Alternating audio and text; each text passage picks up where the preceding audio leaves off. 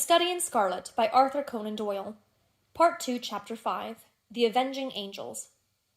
All night their course lay through intricate defiles and over irregular and rock-strewn paths. More than once they lost their way, but Hope's intimate knowledge of the mountains enabled them to regain the track once more. When morning broke, a scene of marvelous though savage beauty lay before them. In every direction the great snow-capped peaks hemmed them in, peeping over each other's shoulders to the far horizon. So steep were the rocky banks on either side of them that the larch and the pine seemed to be suspended over their heads, and to need only a gust of wind to come hurtling down upon them. Nor was the fear entirely an illusion, for the barren valley was thickly strewn with trees and boulders which had fallen in a similar manner. Even as they passed, a great rock came thundering down with the hoarse rattle which woke the echoes in the silent gorges, and startled the weary horses into a gallop. As the sun rose slowly above the eastern horizon, the caps of the great mountains lit up one after the other, like lamps at a festival, until they were all ruddy and glowing. The magnificent spectacle cheered the hearts of the three fugitives and gave them fresh energy.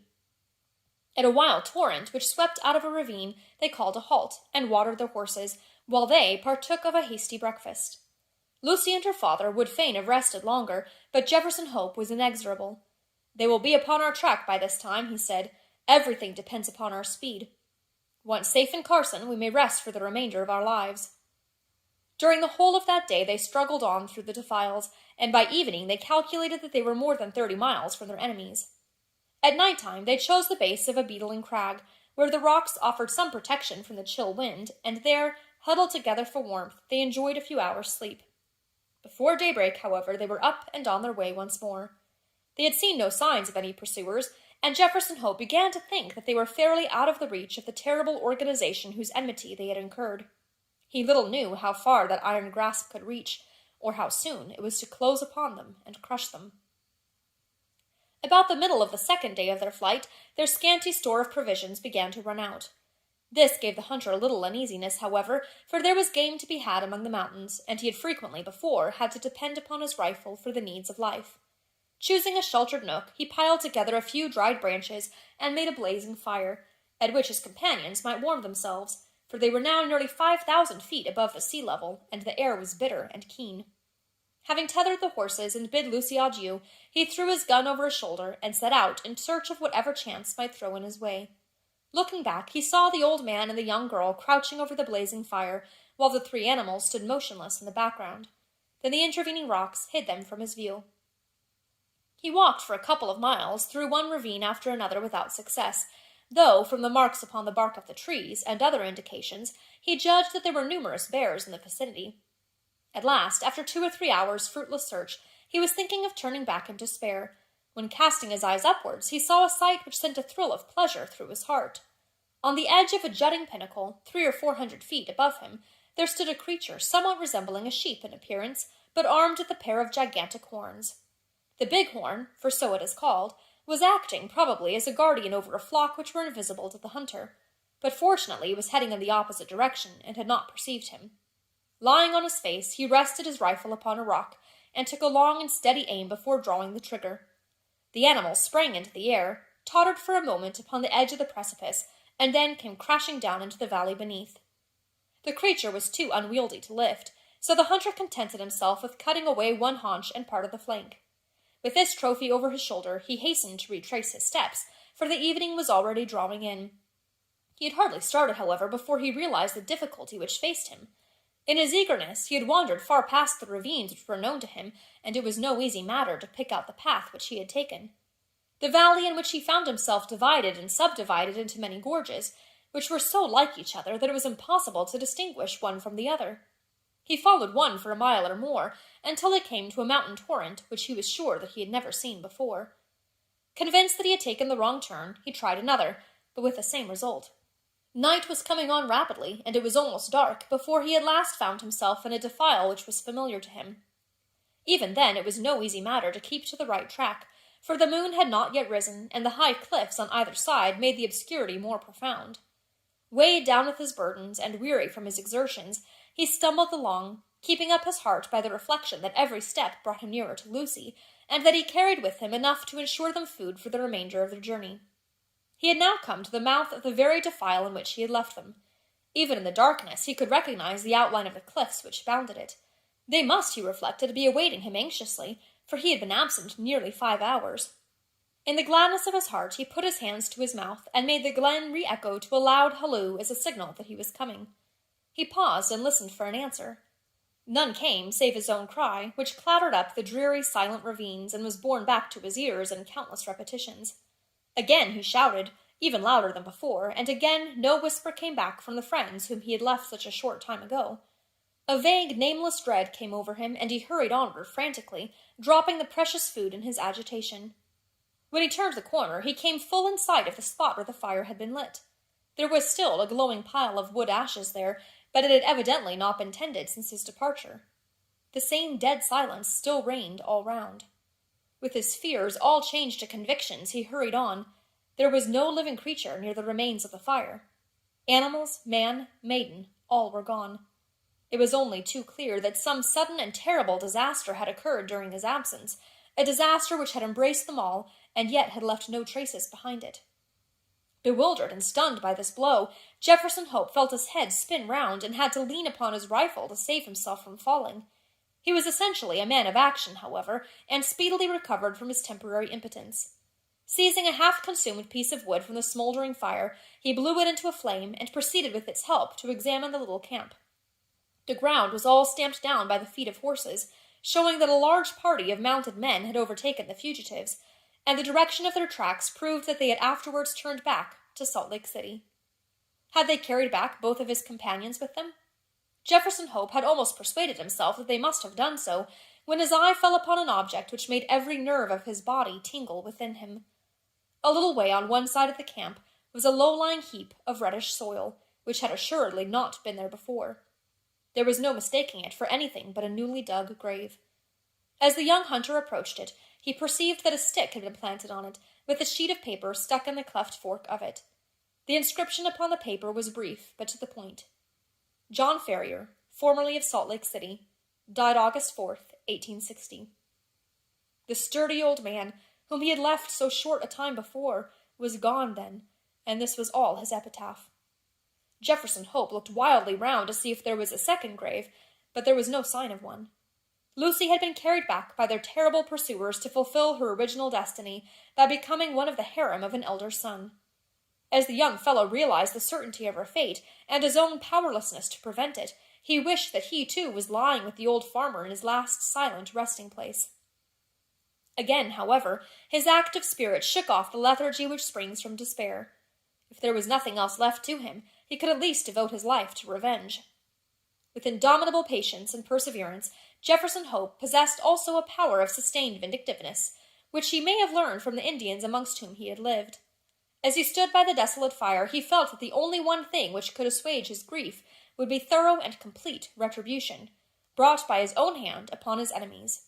His strong will and untiring energy should, he determined, be devoted to that one end. With a grim, white face, he retraced his steps to where he had dropped the food, and having stirred up the smoldering fire, he cooked enough to last him for a few days. This he made up into a bundle, and, tired as he was, he set himself to walk back through the mountains upon the track of the avenging angels. For 5 days he toiled, footsore and weary, through the defiles which he had already traversed on horseback. At night he flung himself down among the rocks, and snatched a few hours of sleep, but before daybreak he was always well on his way. On the 6th day he reached the Eagle Cannon, from which they had commenced their ill-fated flight. Thence he could look down upon the home of the saints. Worn and exhausted, he leaned upon his rifle and shook his gaunt hand fiercely at the silent, widespread city beneath him. As he looked at it, he observed that there were flags in some of the principal streets, and other signs of festivity. He was still speculating as to what this might mean, when he heard the clatter of horses' hoofs and saw a mounted man riding towards him. As he approached, he recognized him as a Mormon named Cooper, to which he had rendered services at different times. He therefore accosted him when he got up to him, with the object of finding out what Lucy Ferrier's fate had been. "I am Jefferson Hope," he said. "You remember me." The Mormon looked at him with undisguised astonishment. Indeed, it was difficult to recognize in this tattered, unkempt wanderer, with a ghastly white face and fierce, wild eyes, the spruce young hunter of former days. Having, however, at last satisfied himself as to his identity, the man's surprise changed to consternation. "You are mad to come here," he cried. It is as much as my own life is worth to be seen talking with you. There is a warrant against you from the Holy Four for assisting the farriers away." "I don't fear them, or their warrant," Hope said earnestly. "You must know something of this matter, Cooper. I conjure you by everything you hold dear to answer a few questions. We have always been friends. For God's sake, don't refuse to answer me." "What is it?" the Mormon asked uneasily. "Be quick. The very rocks have ears and the trees eyes." "What has become of Lucy Ferrier?" "She was married, yesterday, to young Drebber." "Hold up, man, hold up. You have no life left in you." "Don't mind me," said Hope faintly. He was white to the very lips, and had sunk down on the stone against which he had been leaning. "Married, you say?" "Married yesterday. That's what those flags are for on the endowment house. There was some words between young Drebber and young Stangerson as to which was to have her. They'd both been in the party that followed them, and Stangerson had shot her father, which seemed to give him the best claim. But when they argued it out in council, Drebber's party was the stronger, so the prophet gave her over to him. No one won't have her very long, though, for I saw death in her face yesterday. She is more like a ghost than a woman." "Are you off, then?" "Yes, I am off," said Jefferson Hope, who had risen from his seat. His face might have been chiseled out of marble, so hard and set was its expression, while its eyes glowed with a baleful light. "Where are you going?" "Never mind," he answered, and slinging his weapon over his shoulder, strode off down the gorge and so away into the heart of the mountains to the haunts of the wild beasts. Amongst them all there was none so fierce and so dangerous as himself. The prediction of the Mormon was only too well fulfilled. Whether it was the terrible death of her father, or the effects of the hateful marriage into which she had been forced, poor Lucy never held up her head again, but pined away and died within a month. Her sottish husband, who had married her principally for the sake of John Ferrier's property, did not affect any great grief at his bereavement, but his other wives mourned over her, and sat up with her the night before the burial, as is the Mormon custom. They were grouped round the bier in the early hours of the morning, when, to their inexpressible fear and astonishment, the door was flung open, and a savage-looking, weather-beaten man in tattered garments strode into the room. Without a glance or a word to the cowering women, he walked up to the white, silent figure which had once contained the pure soul of Lucy Ferrier. Stooping over her, he pressed his lips reverently to her cold forehead, and then, snatching up her hand, he took the wedding ring from her finger. "She shall not be buried in that," he cried with a fierce snarl, and before an alarm could be raised, sprang down the stairs, and was gone. So strange and so brief was the episode that the watchers might have found it hard to believe it themselves, or persuade other people of it, had it not been for the undeniable fact that the circlet of gold which marked her as having been a bride had disappeared. For some months, Jefferson Hope lingered among the mountains, leading a strange, wild life, and nursing in his heart the fierce desire for vengeance which possessed him. Tales were told in the city of the weird figure which was seen prowling about the suburbs, and which haunted the lonely mountain gorges. Once a bullet whistled through Stangerson's window, and flattened itself upon the wall within a foot of him. On another occasion, as Drebber passed under a cliff, a great boulder crashed down on him, and he only escaped a terrible death by throwing himself upon his face. The two young Mormons were not long in discovering the reason of these attempts upon their lives, and led repeated expeditions into the mountains in the hope of capturing or killing their enemy, but always without success. Then they adopted the precaution of never going out alone or after nightfall, and of having their houses guarded. After a time they were able to relax these measures, for nothing was either heard or seen of their opponent, and they hoped the time had cooled his vindictiveness. Far from doing so, it had, if anything, augmented it. The hunter's mind was of a hard, unyielding nature, and the predominant idea of revenge had taken such complete possession of it that there was no room for any other emotion. He was, however, above all things, practical. He soon realized that even his iron constitution could not stand the incessant strain which he was putting upon it. Exposure and want of wholesome food were wearing him out.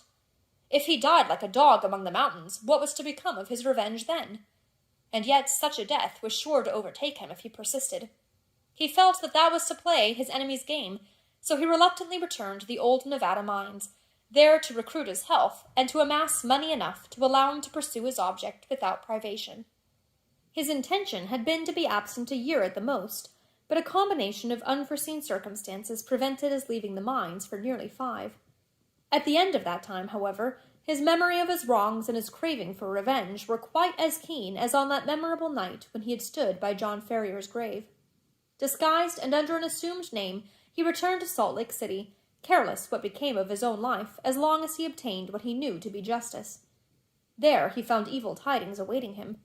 There had been a schism among the chosen people a few months before, some of the younger members of the church having rebelled against the authority of the elders, and the result had been the secession of a certain number of the malcontents, who had left Utah and become Gentiles. Among these had been Drebber and Stangerson, and no one knew whither they had gone. Rumor reported that Drebber had managed to convert a large part of his property into money, and that he had departed a wealthy man, while his companion, Stangerson, was comparatively poor. There was no clue at all, however, as to their whereabouts. Many a man, however vindictive, would have abandoned all thought of revenge in the face of such a difficulty, but Jefferson Hope never faltered for a moment. With the small competence he possessed, eked out by such employment as he could pick up, he traveled from town to town through the United States in quest of his enemies. Year passed into year. His black hair turned grizzled, but still he wandered on, a human bloodhound, with his mind wholly set upon the one object to which he had devoted his life. At last his perseverance was rewarded. It was but a glance of a face in a window, but that one glance told him that Cleveland and Ohio possessed the man whom he was in pursuit of. He returned to his miserable lodgings with his plan of vengeance all arranged. It chanced, however, that Drebber, looking from his window, had recognized the vagrant in the street, and had read murder in his eyes. He hurried before a justice of the peace, accompanied by Stangerson, who had become his private secretary, and represented to him that they were in danger of their lives from the jealousy and hatred of an old rival.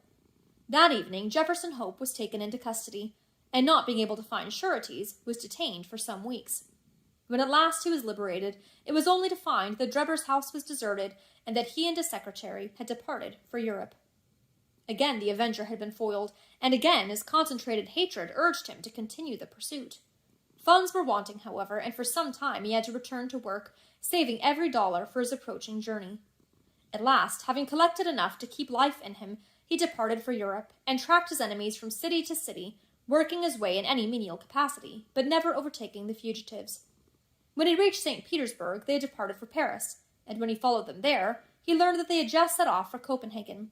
At the Danish capital he was again a few days late, for they had journeyed on to London, where he at last succeeded in running them to earth. As to what occurred there, we cannot do better than quote the old hunter's own account, as duly recorded in Dr. Watson's journal, to which we are already under such obligations.